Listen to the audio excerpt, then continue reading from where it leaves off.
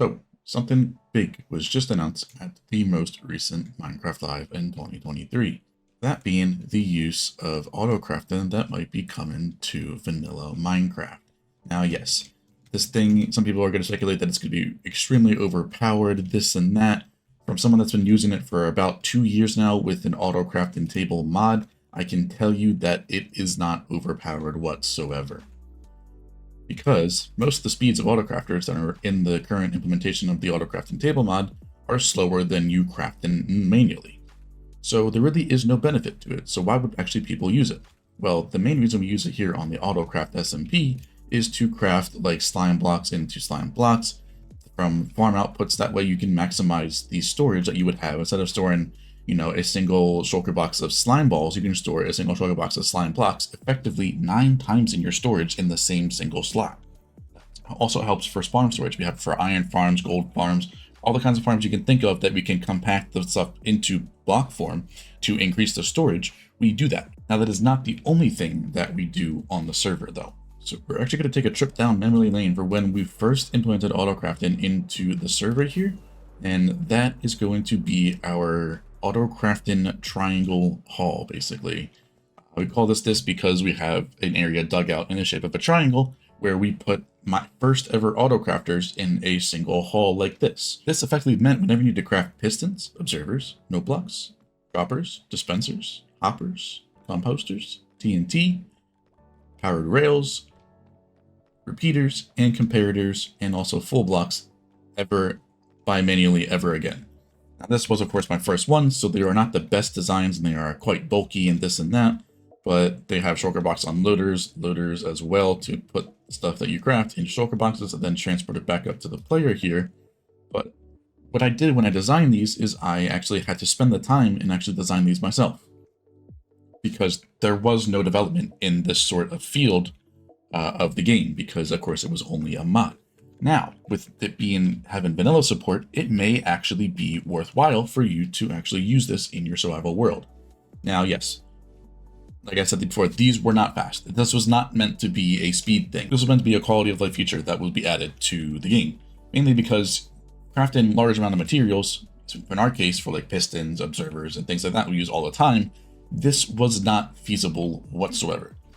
For example, for our ice run that we were making at the time when I made this, we needed to craft 13 shulker boxes of pistons, 12 shulker boxes of observers, 8 shulker boxes of sticky pistons, 6 shulker boxes of redstone repeaters. You can see where it gets out of hand when you do larger scale projects. And for our most recent one, when we needed to use 5 million pistons, that just was not feasible whatsoever within vanilla Minecraft. There's no way you would be sitting at a crafting table crafting a single stack at a time for 5 million items. It's just not possible. What I decided to do was spend a bit of extra time in development in making my own crafters. Now, yes, this is my first one, like I said, so it is quite bulky. I have gotten a lot better with newer crafters we have done in the future. Just to take you back to the roots of why the original concept came to mind for me is because at the time I needed to craft about 150,000 pistons, and I did not want to do that manually. So I decided to experiment myself and make something like this.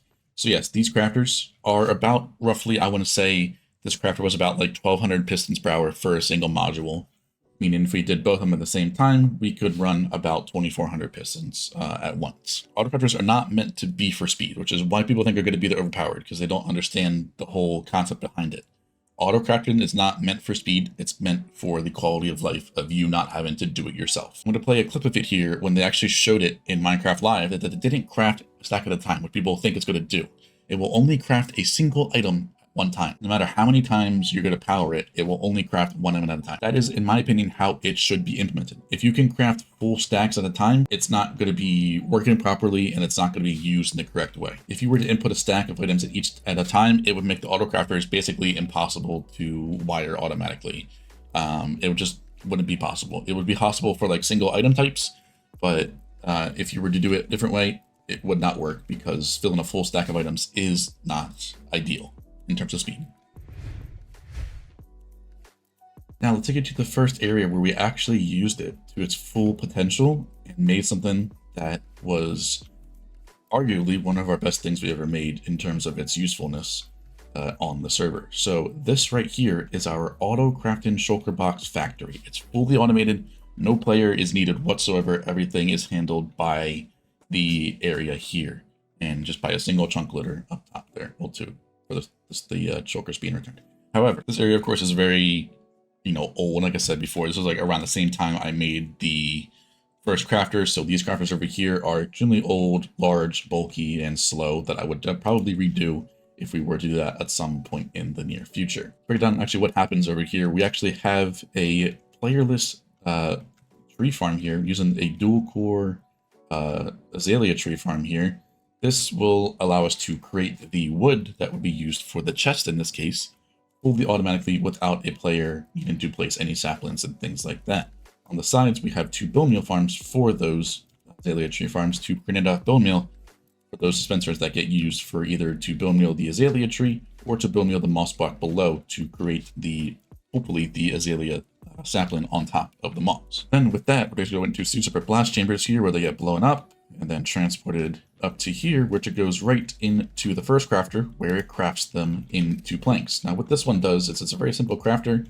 It takes an output from the crafting table itself. This might not be the same way that it would be used in the AutoCrafting in vanilla, but for AutoCrafting table, for example, a comparator can read out from the crafting table in its fill level. So you can get a single strength from all of this. If you just have one, we're going to just lock the top hopper here. That way we can't input anymore until all 4 planks that it crafts are taken out of the table. That way we don't get any weird stuff with it crafting, like slabs, pressure plates, things like that. We want it to only craft planks, which is what we need, only 1 in the first slot. Now I think what they showed in MinecraftLive here is that you can actually block out individual slots, which for me personally, I do not like. For me, that takes away so much depth of the AutoCrafting table mod that is already existing that it makes everything seem way too simple. Now I do get it that they have to make it understandable for the majority of the player base. So I get why they're doing it, but for me, as one that's been using it for so long, I don't think it's a step in the right direction for the longevity of AutoCrafting. And for me, the uniqueness of AutoCrafting is that every single crafter is unique. You see this one right here for the planks is different. If you go over to the chest, you see it's a whole different recipe and things you need to do. This is, of course, an old crafter, like I said, so it's not the best. But just for the proof of examples, like where you can actually use AutoCrafting, we have so many uses on this server so far. This one would craft the chest, and we would have, the regular chest slot. But with this, we need a dummy item because we don't need anything in the center. Now, with the one that they're going to introduce probably into the game, you can just block this slot out and then just have planks inputted in all the way around like that, and you'll be able to craft the chest. But adding the dummy item makes a whole other aspect of the game that you're just taking away.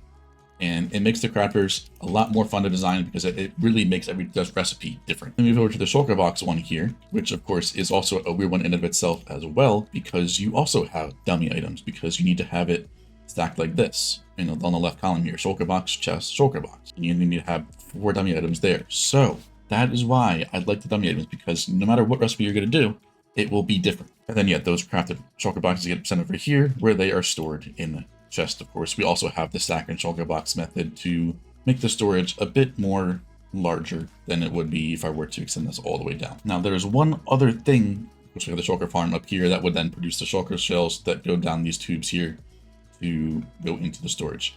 But there's one other thing we also made in this area here, and that is a shulker box dyer. Now, if you dyed shulker boxes before, you know how much of a pain it is because you can only do one at a time. You cannot stack them. Even with our case where we have the stack and shulker boxes, we cannot dye more than one at a time. It's just not possible. So it's just the way the game is coded, even with that mod.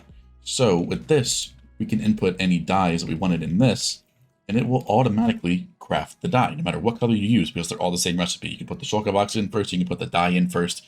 It's a universal recipe, so it can be used either shulker box or dye first, and it'll work the exact same way. With this one, we have 2 of my crafters here that are 9,000 shulker boxes an hour that it can dye, which is pretty much the fastest you can do with hopper speed.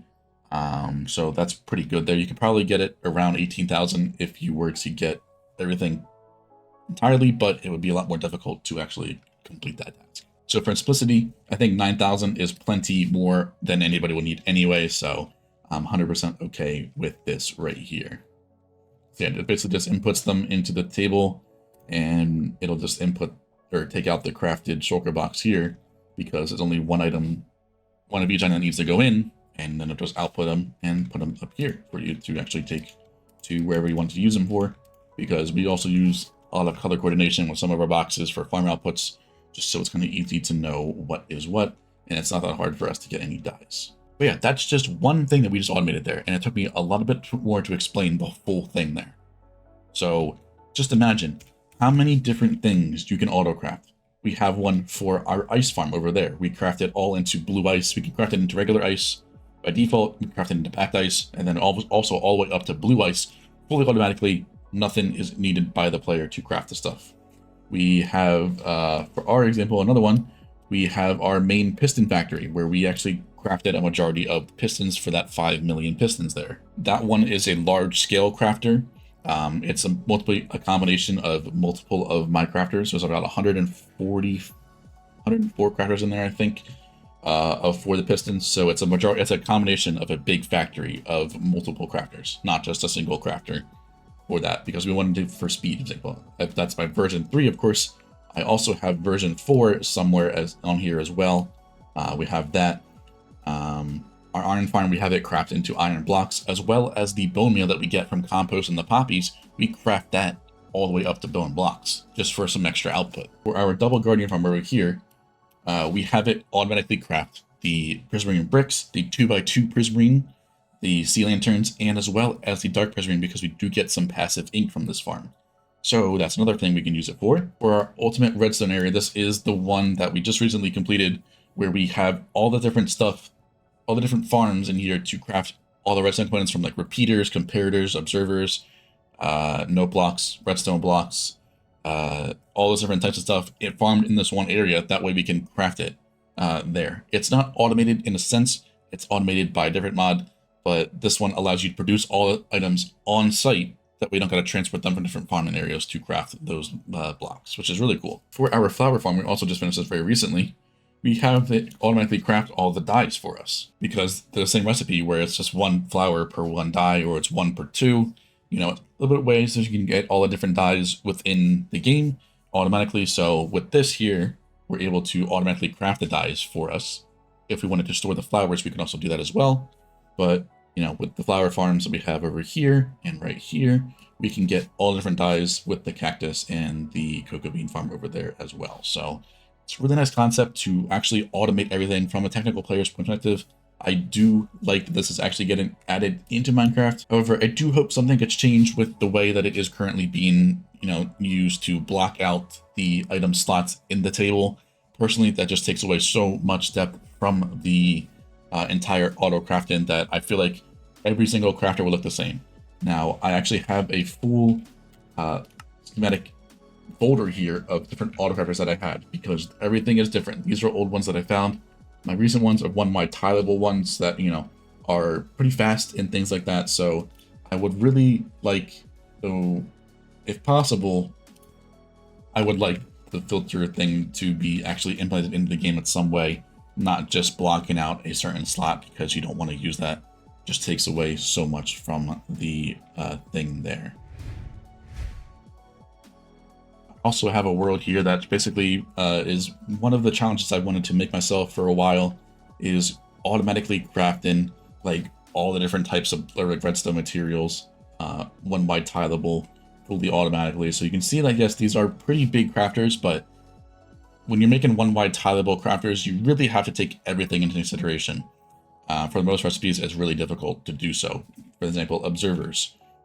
Not the hardest of recipes to do, but in the case of, needing the quartz and everything like that in a specific order, for observers, for example, you need to have everything input in the correct order from top left to bottom right. Pistons are the hardest one because there is 4 different types of items, and you can only have 3 sides accessible from a one wide tilable perspective. You can only have those 3 because you need the bottom one for the output. So that's why these look a little bit bigger than they normally are. I have smaller ones that are not one wide tilable, but for a large factory perspective, one wide tilable is the most space efficient that you can be with the crafters. So that's really the only reason why I'm doing that one wide tilable sense. But it's also a really good challenge, as you can see. Take a look at this right real quick. Not a single crafter is the same way whatsoever. They are all different in their right perspectives. Whether that be stained glass, whether that be note blocks, whether that be TNT for, when we use TNT looting, we got to craft the TNT manually. Hoppers, for example. Anything that you can think of is pretty much possible to automate crafting in some way, which is why I've been saying for so long that I would love, absolutely love, if AutoCrafting was implemented into vanilla Minecraft. Because it's not overpowered whatsoever. These crafters here, this one is only 2,000 per hour per module. This one is only 1,600 per hour. This one is only at 2,000. Like, they're not that bad. It's like about a shulker box of crafted materials per hour. And these are almost the fastest possible you can do. So if you're not making the fastest possible crafters, they're not going to be that fast. They're not going to be that overpowered in what way whatsoever. We've done so many of these crafters in survival Minecraft so far. Like I said, we have things for TNT, we have things for pistons, observers, hoppers, full blocks that we can craft the opposite direction. This one actually takes iron blocks or anything like that and decrafts them. So it'll take them out and put them into ingot format.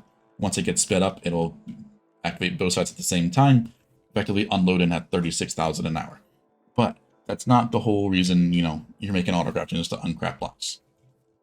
You're making it for a quality of life.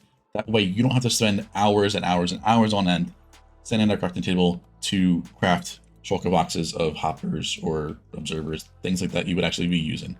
It's a much better way to sort of throw the items in there. The system will then craft them automatically while you go and go off and do some other things. For us, we would really do like another perimeter. We would do some more tunnel boring. We could make some decoration that we have done on the server. So if you wanted to know a little bit more about this, I have some videos on my channel explaining about AutoCrafting and even designing them. I actually have some videos on actually designing them with the AutoCraftTable mod. So if you were interested in that, I recommend you check that playlist down on my channel there, as well as just checking out the AutoCraftSMP server. We have so many different projects where we actually have AutoCrafting being used. We have some different farms and things that we use with AutoCrafting. So for me, this is a step in the right direction. I just hope that something is changed about the way that the blocking of the slots is, and we just go back to the implementing of the dummy items. I mean, that's just the best case, because otherwise every single crafter will look extremely very similar. And do let me know your thoughts down in the comments down below, what your thoughts are about AutoCrafting being into the game, what you like, what you don't like, what you wish you could have in the game instead of the way it's currently looking like it's going to be implemented. Definitely want to know your thoughts because, like I said, I have been doing AutoCrafting for probably about 2 years now, so I have a lot of experience with the way that this mod does handle it so far. So let me know your thoughts down below, and I hope that Minecraft does take a look at this and maybe alter some things in a way, because I really do appreciate that we are, stepping into the boundary of this. It's probably Nembomb, mark my words, it's probably Nembomb that brought this thing up because it is a part of Carpet Mod, which of course they originally did right for the game. If it was Nembomb, I do greatly appreciate them because coming from a technical player point of view, they do implement some things that do cater towards the technical community, not just, everybody else with the decoration and things like that. So it is greatly appreciated that we're maybe moving forward in the right direction and automating some things that were never possible before.